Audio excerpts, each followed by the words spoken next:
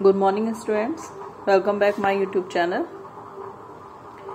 तो चलिए हम स्टार्ट करते हैं अपना आज का वीडियो। हमारे आज के वीडियो में मैंने लास्ट टाइम आप लोगों को संपत्ति के बारे में बताया था कि प्रॉपर्टी क्या होती है, संपत्ति क्या है। तो आज हम इसकी स्टडी करेंगे थ्योरी के मटेरियल से। तो थ्योरी में सबसे पहला हमारा क्वेश्चन आता है कि संपत्ति क्या है, व्हाट इज प्रॉपर्टी।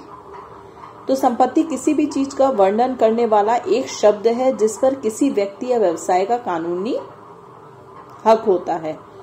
मालिकों को उस वस्तु पर लागू करने योग्य अधिकार प्राप्त होते हैं। संपत्ति के उदाहरण के तौर पर हम देखते हैं कि जो मूर्त या अमूर्त हो सकती हैं, उनमें जो है वो ऑटोमेटिक वाहन, औद्योगिक उपकरण, फर्नीचर और अचल संपत्ति शामिल होती है, जिनमें से अंतिम को अक्सर वास्तविक संपत्ति कहा जाता है। अधिकांश संपत्तियां वर्तमान या संभावित मौद्रिक मूल्य रखती हैं और इसलिए इन्हें संपत्ति माना जाता है। लेकिन संपत्ति एक साथ कुछ स्थितियों में देनदारी हो सकती है। मामले में यदि कोई ग्राहक किसी कंपनी की संपत्ति पर चोट करता है तो व्यवसाय स्वामी घायल पार्टी के चिकित्सा बिलों का भुगतान करने के लिए कानूनी रूप से जिम्मेदार हो सकता है। तो ये तो बात हो गई कि संपत्ति क्या होती है।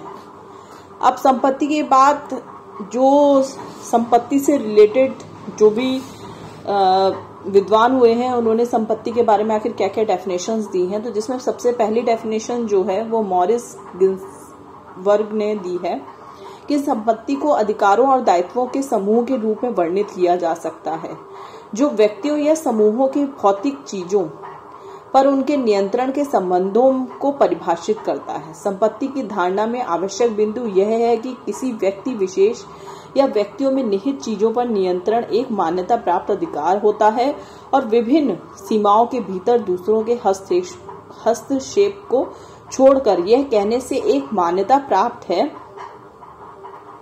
हमारा मतलब यह है कि इसके साथ नियमित प्रतिबंध जुड़े हुए हैं, यानी उल्लंघन करने से निपटने के स्वीकृत तरीके हैं।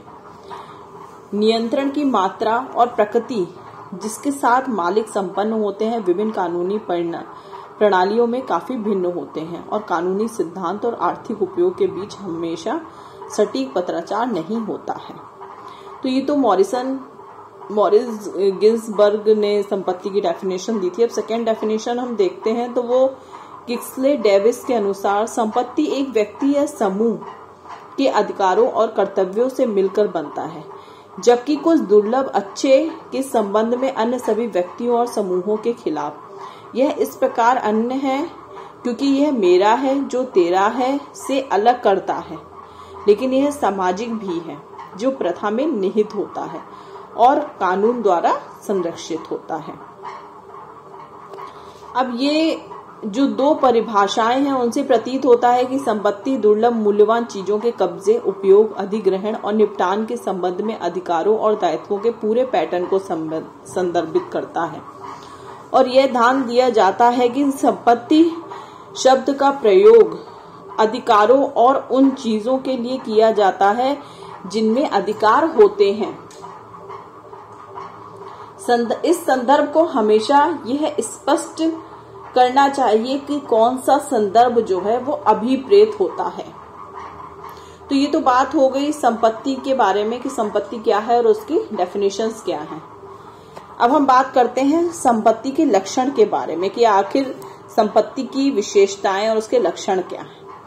तो इसमें कुछ पॉइंट्स है, तो हम पहले पॉइंट्स के बारे में बात करेंगे कि संपत्ति को उसके मालिक द्वारा बिक्री, विनिमय या उपहार के माध्यम से हस्तांतरित किया जा सकता है। सेकंड है, जिन चीजों में एक व्यक्ति के पास संपत्ति के अधिकार हो सकते हैं वे मूर्त और अमूर्त दोनों हो सकते हैं। उत्तरार्ध के उदाहरण पुस्तकों के कॉपीराइट या किसी व्यवसाय की सद्भावना है। थर्ड पॉइंट है, संपत्ति के अधिकार जरूरी नहीं है कि मालिक द्वारा प्रासंगिक चीजों का वास्तविक उपयोग और आनंद लें।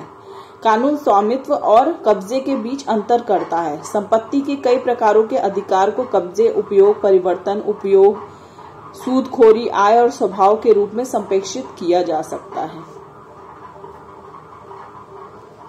4th पॉइंट है संपत्ति के कब्जे का मतलब दूसरों पर सत्ता का कब्जा हो सकता है। धन और इस तरह की अन्य मूर्त के साथ साथ किसी की अच्छी प्रतिष्ठा जैसे अमूर्त शक्ति के आधार हो सकते हैं।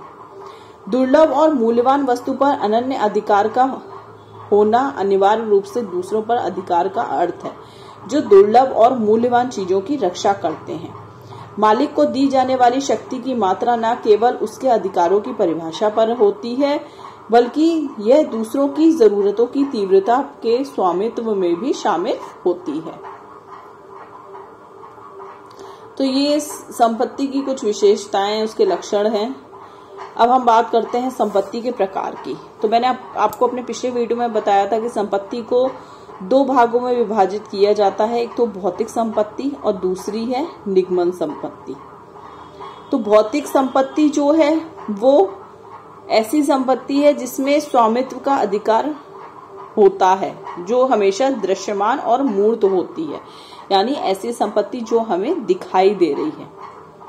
भौतिक संपत्ति को इंद्रियों द्वारा माना जाता है, इनको देखा या छुआ जा सकता है। फॉर एग्जाम्पल के लिए चाहे कोई मकान हो गया, किसी की जमीन हो गई, कार हो गई, बाइक हो गई आदि, ये सारी चीजें भौतिक संपत्ति में आती हैं जो हमारी आंखों को सामने दिखाई दे रही है मूर्त रूप में।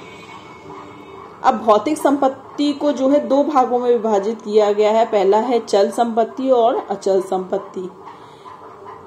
सेकंड जो है वो है वास्तविक संपत्ति और व्यक्तिगत संपत्ति। इसमें इंपॉर्टेंट आपकी चल संपत्ति और अचल संपत्ति ही आती है। वास्तविक संपत्ति और व्यक्तिगत संपत्ति ये भी इसमें दिया हुआ है, लेकिन जो मेन इंपॉर्टेंट क्वेश्चंस आते हैं वो अक्सर चल संपत्ति और अचल संपत्ति के द्वारा ही आते हैं। सेकंड है निगमन संपत्ति। तो निगमन संपत्ति को बौद्धिक या पारंपरिक संपत्ति भी कहा जाता है। इसमें वे सभी मूल्यवान हित शामिल है जो कानून द्वारा संरक्षित होते हैं। निरंकुश संपत्ति जो है वो अमूर्त होती है, इसे इंद्रियों द्वारा अनुभव नहीं किया जा सकता। एग्जाम्पल के लिए आपके कॉपीराइट हो गया, ट्रेडमार्क हो गया, पेटेंट हो गया। अब आगे निगमन, जैसे भौतिक संपत्ति को 2 भागों में विभाजित किया गया है। पहला है चल संपत्ति और दूसरा अचल संपत्ति, और सेकंड नंबर पे है वास्तविक संपत्ति और व्यक्तिगत संपत्ति। इसी तरीके से निगमन संपत्ति को भी 2 भागों में विभाजित किया गया है। वो है आपकी जो सार्वजनिक संपत्ति और निजी संपत्ति। तो हम सबसे पहले बात करते हैं चल संपत्ति और अचल संपत्ति के बारे में। तो सभी भौतिक संपत्ति या तो चल होती हैं या अचल होती हैं। अंग्रेजी कानून में इन्हें क्रमशः संपत्ति और भूमि कहा जाता है। चल संपत्ति वह है जिसे मानवीय प्रयासों में से एक स्थान से दूसरे स्थान पर स्थानांतरित किया जा सकता है। अचल संपत्ति वो हो गई जो भूमि या भूमि से उत्पन्न लाभ और पृथ्वी से जुड़ी चीजें स्थायी रूप से बंधी हुई हैं।